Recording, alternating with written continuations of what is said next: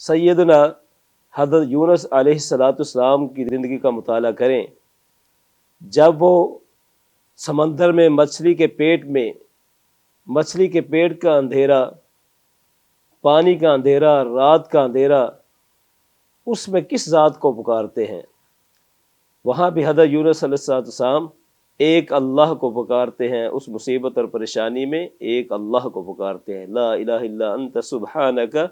انی کنت من الظالمین۔ اور جب ہم حضرت ایوب علیہ السلام کی بیماری کی طرف دیکھتے ہیں تو وہ اپنی اس مشکل میں صرف اور صرف ایک اللہ کو پکارتے ہیں، ربی انی مسنی الضر وانت ارحم الراحمین۔ اور اسی طرح ہم جب حضرت یعقوب علیہ السلام کے غم کو دیکھتے ہیں، ان کی پریشانی کو دیکھتے ہیں، اور اس یوسف کے گم ہونے کے غم میں ان کی آنکھیں چلی جاتی ہیں، اس کے باوجود وہ اس غم میں اپنے ایک رب کو پکارتے ہیں، انما اشکو بثی وحزنی الی اللہ۔ تو ان تمام آیات بینات سے یہ واضح ہوتا ہے